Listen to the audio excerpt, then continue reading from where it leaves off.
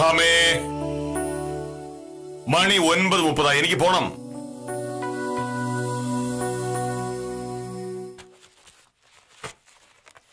എന്താണ്?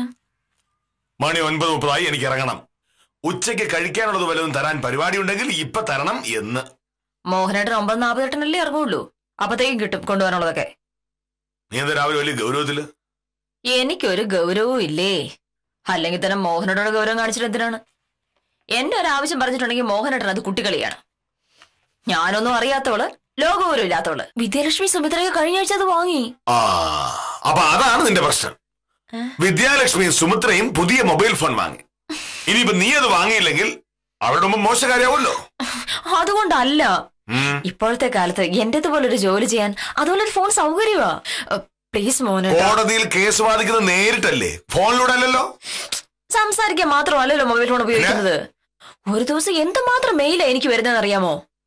ഓരോ മെയിൽ വരുമ്പോഴും കമ്പ്യൂട്ടർ ഇങ്ങനെ ഓൺ ആക്കി നോക്കുന്നൊക്കെ എളുപ്പമാണോ മോനേട്ടാ? ഈ ഫോണിനാണെങ്കിൽ അതിനുള്ള സൗകര്യം എല്ലാം ഉണ്ട്. അങ്ങനെ ഒട്ടും ബുദ്ധിമുട്ടാതെ നമുക്ക് ജീവിക്കാൻ പറ്റില്ല ഭാവേ. അങ്ങനെ ജീവിക്കുന്നത് കൊണ്ടാണ് നമ്മുടെ ആളുകൾക്ക് ഒരു വിവരവും ഇല്ലാതെ പോകുന്നത്. എന്നെ മൈൻഡ് ചെയ്യാതിരുന്ന കാര്യം സാധിക്കാനാണ് അവരുടെ ഉദ്ദേശം. നടന്നേന്നെ.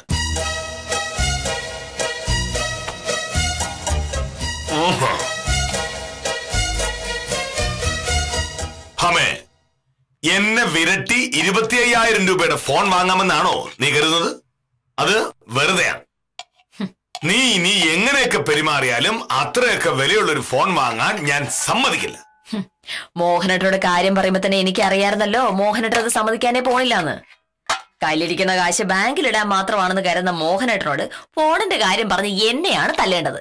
തല്ലേണ്ടത് തന്നെയാണ്. അത് എന്നോട് ഫോണിന്റെ കാര്യം പറഞ്ഞതല്ല, 25,000 രൂപയുടെ ഫോൺ വാങ്ങണമെന്ന് ആഗ്രഹിച്ചത്. ആമേ, ഈ ഫോൺ എന്ന് പറയുന്ന സാധനത്തിന്റെ ഉപയോഗം എന്താണ്? ആരെങ്കിലും വിളിച്ച് എന്തെങ്കിലും പറയുന്നതിന് കേൾക്കുന്നതിനും. അതിന് 25,000 രൂപയുടെ ഫോൺ എന്തിനാ? സർട്ടിഫിക്കറ്റ് കിട്ടും. അപ്പൊ ശരി സാറേ, വക്കീലില്ലേ? കണ്ടില്ല? കാണില്ല. അവള് മനുഷ്യന് ഒരു ഉപയോഗവുമില്ലാത്ത രീതിയിൽ പണം ധൂർത്തടിക്കുന്നതിനെ പറ്റി ആലോചിച്ചുകൊണ്ടിരിക്കുകയാണ്. എന്താണ് സാറേ?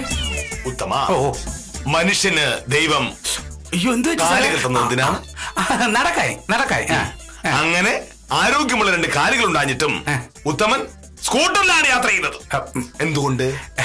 അത് പിന്നെ സ്കൂട്ടർ പോയാൽ പെട്ടെന്ന് എത്തും. അല്ല, നടക്കാനുള്ള മടി, അധ്വാനിക്കാൻ മടിച്ച് നമ്മൾ യന്ത്രങ്ങളെ ആശ്രയിക്കുകയാണ്.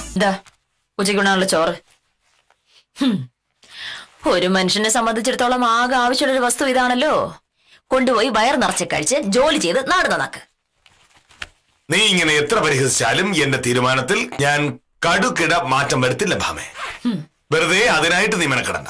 അയ്യോ, മറ്റുള്ളവരുടെ അഭിപ്രായം മോഹനേട്ടൻ വകവയ്ക്കില്ല നീ എനിക്ക് അറിഞ്ഞൂടെ? മോഹനേട്ടനൊരു നിലപാട് മാറ്റണമെങ്കിൽ മോഹനേട്ടന് കിട്ടേണ്ടത് കിട്ടണം. അത് കിട്ടുമ്പോൾ മോഹനേട്ടൻ തന്നെ പഠിച്ചോളും. നീ പേടിപ്പിക്കണം. ആളുകൾ പ്രകൃതിയിൽ നിന്ന് അകന്നു പോകുന്നതാണ് ലോകത്തിലെ എല്ലാ പ്രശ്നങ്ങൾക്കും കാരണം. അങ്ങനെ അകന്നു പോകുന്നവർ പഠിക്കേണ്ട പാഠം നന്നായി പഠിക്കുന്നുമുണ്ട്.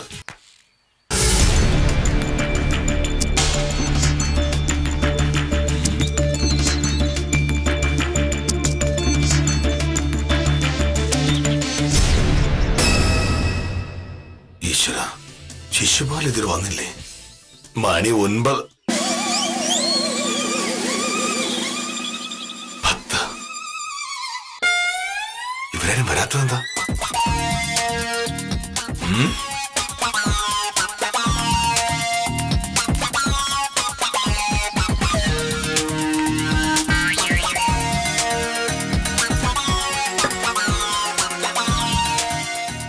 ഫോണില്ലേ?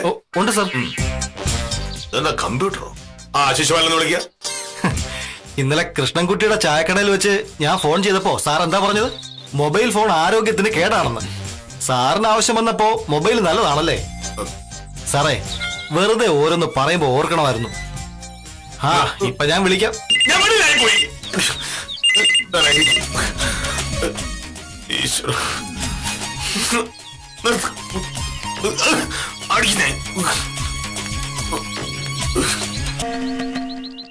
മുഖം കണ്ടിട്ട് എന്തോ പ്രശ്നമുള്ളത് പോലെ തോന്നുന്നുണ്ടല്ലോ.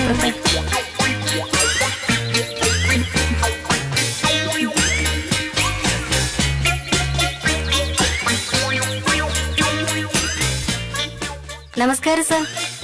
സാർ നേരത്തെ വന്നോ? ഞാൻ എല്ലാ ദിവസവും കൃത്യം 10 മണിക്കാണ് ഓഫീസിലെത്താറുള്ളത്. ഇന്നും കൃത്യസമയത്തെത്തി. നിങ്ങളോ? മണി ഇപ്പൊ എത്രയാ നോക്ക്. 10:50. 10:50? നിങ്ങൾക്ക് തോന്നുമ്പോൾ കയറി വരാൻ ഇത് സത്രമല്ല. വരൂ സാർ. സാറ് നോക്കണം. 9:55.